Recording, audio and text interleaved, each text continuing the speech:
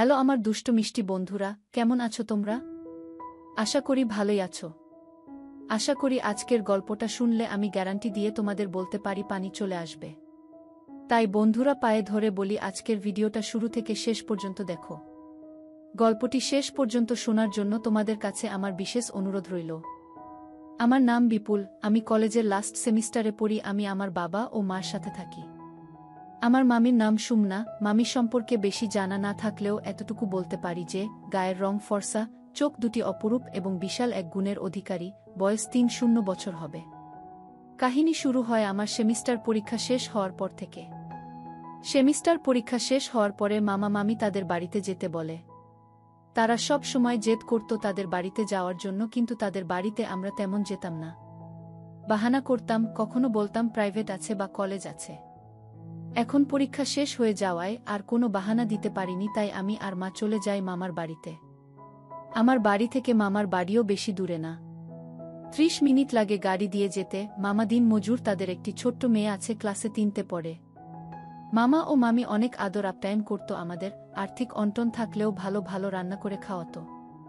তখন গ্রীষ্মের দিন ছিল, তাই মামি সব সময় শাড়ি পরত।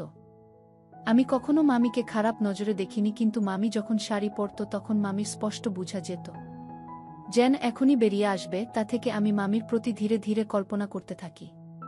তাদের ঘরে কোনো ডাইনিং টেবিল ছিল না, পাকা ফ্লোরে বসেই ভাত খেত সবাই। আমি যখন ভাত খেতে বসি তখন মামি নুয়ে নুয়ে ভাত, ডাল ইত্যাদি পরিবেশন করছিল। মামিকে দেখে আমি অস্থির হয়ে উঠি। আমি একনাগরে মামির দিকে তাকিয়েই রইলাম, কিন্তু কাউকে বুঝতে দিলাম না, কারণ পাশে মা এবং মামাও ছিল। কোনো রকমভাবে নিজেকে কন্ট্রোল করে খাবার শেষ করলাম। খাবার শেষ করে আমি ফোন চালাতে চালাতে ভাবতে লাগলাম মামির কথা। মা ও মামি মিলে বাসন ও কাপড় পরিষ্কার করতে লাগলো। মামাও কাজে চলে গেল। ছোট বোনটা চলে গেল স্কুলে। দুপুর গড়াতেই সবাই স্নান করে ঘুমিয়ে পড়লাম। টানা ৩ ঘন্টা ঘুমের পর চোখ খুলে দেখি মা পাশের বাড়িতে ঘুরতে গেছে এবং মামি টিভি দেখছে। তখন বাজে বিকেল ৫টা। বুঝলাম যে সবার দুপুরের খাওয়া দাওয়া শেষ, শুধু আমিই বাকি। আমি ঘুম থেকে উঠে গেছি দেখে মামি বলে ওঠে খাবারের কথা। আমি বসে পড়ি খেতে। খেতে বসে আমার মনে পড়ে যায় সকালের কথা, তাই আমি মামির দিকে না দেখার আপ্রাণ চেষ্টা করতে থাকি। ভেবেছিলাম মামি এখন একটু ভালো শাড়ি পরবে, কিন্তু যা ভাবলাম তার পুরো উল্টো হলো।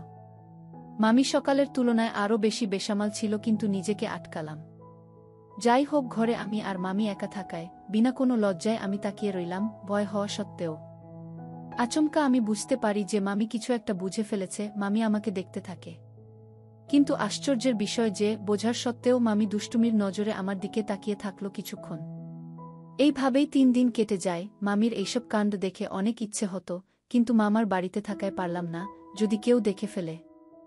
যেহেতু মামা দিনমজুর ছিল, আর্থিক অবস্থাও তেমন ভালো ছিল না, তাই তাদের ঘরে শুধু একটা মাত্রই খাট ছিল। খাটে সবাই ঘুমাতে পারবে না বলে রাতে আমি, মা এবং ছোট বোন খাটে ঘুমাতাম এবং অন্যদিকে মামা মামি মাটিতে ঘুমাতো বিছানা করে। মোটামুটি ৩ দিন মামার বাড়িতে থেকে এবার যাওয়ার পালা। যাওয়ার কথা আগে থেকে না বলায় মামা মামি হঠাৎ চমকে উঠে, আরও ১-২ দিন থেকে যাও, বাড়িতে তো তেমন কোনো কাজ নেই। মা বলল, বিপুলের বাবা বাড়িতে একা, রান্নাবান্না ও তেমন করতে পারেন না। মামি বলল, ১-২ দিন আরও থাকলে তেমন কিছু হবে না।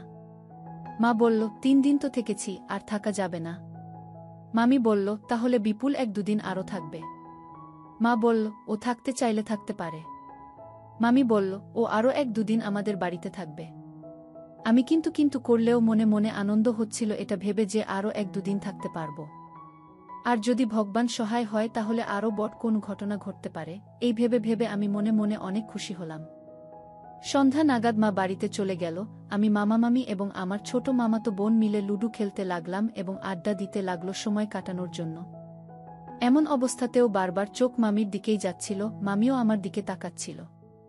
রাত ১২টা নাগাদ আমরা খাবার দাওয়া শেষ করে ঘুমতে গেলাম। আজ মা না থাকায় আমি আর ছোট বোন খাটে শুয়ে পড়লাম। মামা মাটিতে বিছানা করে শুলো, কিন্তু কিছুক্ষণ পরেই বুঝতে পারলাম যে মামি অসুস্থতার বাহানা দিয়ে খাটে শুয়ে পড়ল। এটা জেনে আমি মনে মনে অনেক খুশি হয়েছিলাম, কিন্তু এই খুশি বেশিক্ষণ রইল না, কারণ আমার আর মামির মাঝখানে ছোট বোন শুয়েছে বলে আমার সব আশা ভেঙে গেল। যাই হোক, এটাই স্বাভাবিক। এসব কথা ভাবতে ভাবতে কখন যে ঘুম লেগে গেল বুঝতেই পারলাম না। আধ রাতে একটা আশ্চর্যকর বিষয়, রাত প্রায় ৩টা নাগাদ আমার হঠাৎ ঘুম ভেঙে গেল। উঠে দেখলাম যে ছোট বোন আমার আর মামি মাঝখানে নেই। উল্টো মামি আমার আর ছোট বোনের মাঝখানে শুয়ে আছি। কিছুই বুঝতে পারলাম না, তবে মনে মনে অনেক খুশি হলাম। তারপর আনন্দে আমার শক্ত হয়ে উঠেছিল আর কিছু না ভেবে ধরলাম, কিন্তু কেন জানি আমার সন্দেহ হচ্ছিল যে মামি এখনো জেগে আছে, তাই ভয়ে কিছু না বলে শুয়ে পড়লাম।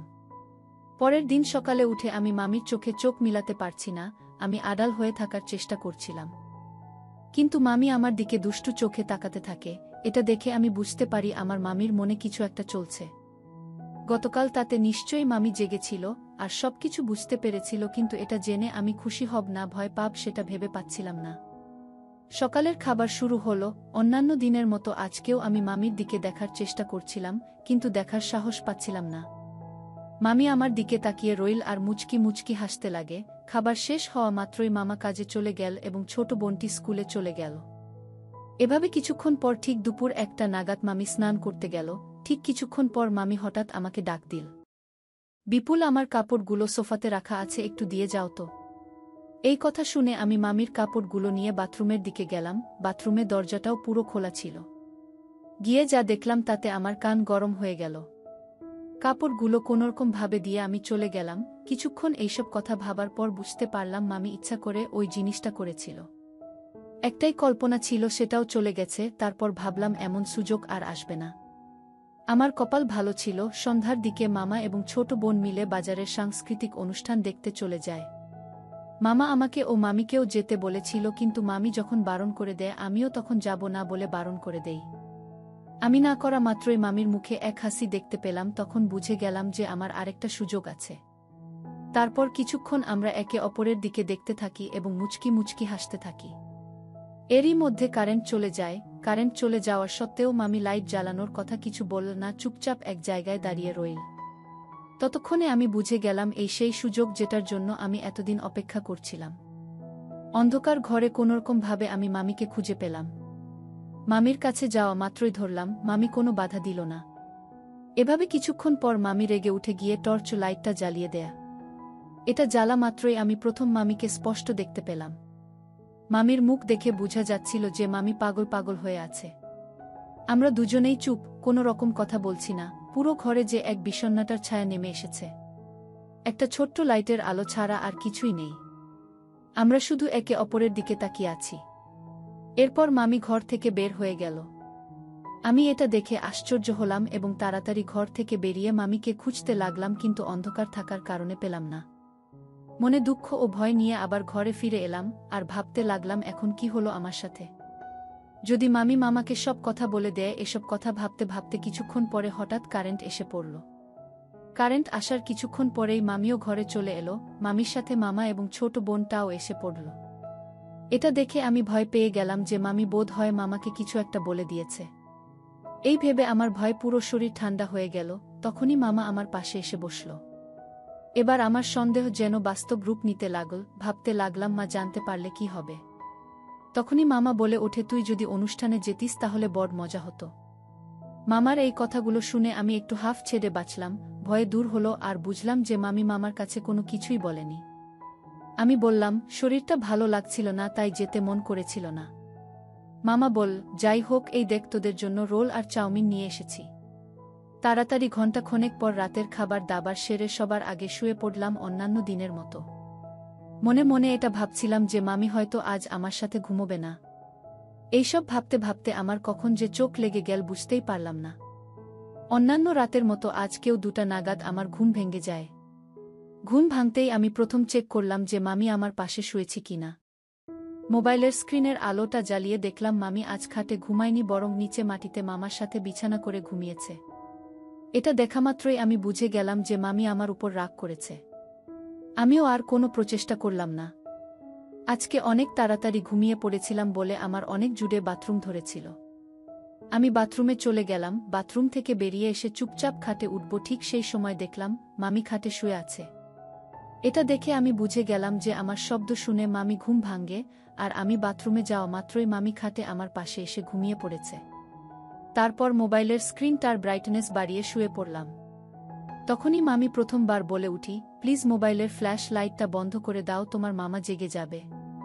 মামির এই কথা শুনে আমি সাথে সাথে ফ্ল্যাশলাইটটা নিভিয়ে দিলাম। তারপর মামি আমার কল্পনা পূরণ করল। আমরা এক অন্য জগৎ থেকে বাস্তব জগতে ফিরে এলাম। ওই রাতে আমি আর মামি কেউই ঘুমোইনি। ভোরের দিকে ঘুমনোর কারণে আমি ঘুম থেকে উঠি বেলা 11টায় একটা বন্ধুর ফোন আসার কারণে। বন্ধু বলে আজ 12টার দিকে কলেজে যেতে হবে কিছু গুরুত্বপূর্ণ ডকুমেন্ট আনার জন্য, তাই ওই দিন আর মামার বাড়িতে থাকতে পারেনি, বাড়িতে চলে আসতে হয়। ওই দিন কলেজ শেষ করে বাড়ি ফিরলাম সব কাজ শেষ করে। বাড়িতে চলে আসায় আফসোস হচ্ছিল গত রাতের সমস্ত কথা চিন্তা করতে করতে। তবে মামি সপ্তাহে 2-3 বার ফোন করত মার কাছে, আমিও কিছুক্ষণ মামির সাথে কথা বলে নিতাম। ওইসব বিষয়ে তেমন কোনো কথা হতো না, এমনকি আমিও বলতে চাইতাম না। এভাবেই 2 মাস কেটে গেল, আমিও কিছুটা ওইসব বিষয়ে ভাবা বন্ধ করে দিয়েছিলাম। ওই ঘটনাটাকে অতীতের একটা ভুল মনে করে মেনে নিয়েছিলাম, কারণ শত হলেও উনি সম্পর্কে আমার মামি হন। কিন্তু এমন একটা ঘটনা ঘটে গেল যা দেখে বুঝতে পারলাম মামির জন্যে এটা অতীতের ভুল করে হয়ে যাওয়া কোনো ঘটনা নয়, কারণ মামাকে কাজের জন্য 3-4 দিন শ্বশুর বাড়িতে যেতে হবে।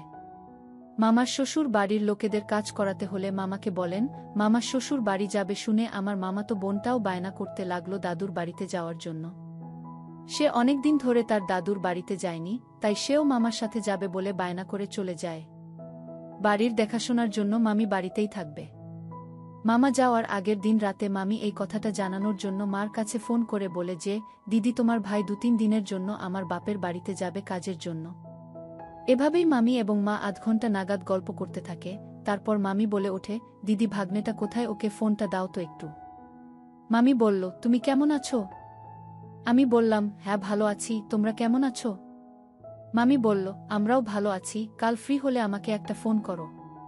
আমি বললাম, কেন কোনো কাজ আছে নাকি? এটা বলতে বলতেই মামি ফোনটা কেটে দিল। মামির কথাটা শুনে আমার একটু সন্দেহ হলো, তাই আমি পরের দিন মামির কথা মতো দুপুর 3টে নাগাদ মামিকে ফোন করি। হ্যালো মামি, আপনি ফোন করতে বলেছিলেন? আজ রাত তুমি আমাদের বাড়িতে আসতে পারবে? আমি বললাম, কেন কোনো কাজ আছে কি? মামি বলল, কাজ আছে বলেই তো বলছি। আমি বললাম, কি কাজ? মামি বলল, আসলেই বুঝতে পারবে, কিন্তু একটা রিকোয়েস্ট, কেউ যাতে জানতে না পারে যে তুমি আমাদের বাড়িতে আসছো। আমি বললাম, মাকে না বলে কিভাবে আসব? মামি বলল, যে কোনো একটা বাহানা করে দিও, আসবে কিন্তু। এটা বলেই মামি ফোনটা কেটে দিল। আমিও যাওয়ার জন্য রেডি হলাম, কারণ আমি গেলে আজ বাড়িতে শুধু মামি আর আমিই থাকব। আমি মাকে বললাম, আজ আমি বন্ধুর বাড়িতে থাকব বলে রাত 8টা নাগাদ মামি বাড়িতে চলে যাই। দরজায় আস্তে আস্তে নক করতে লাগলাম, তখন মামি বলে ওঠে, তুমি এসেছো নাকি? হ্যাঁ মামি, আমি এসেছি। এটা বলা মাত্রই মামি তাড়াতাড়ি দরজাটা খুলে ঘরের ভিতরে নিয়ে যায়।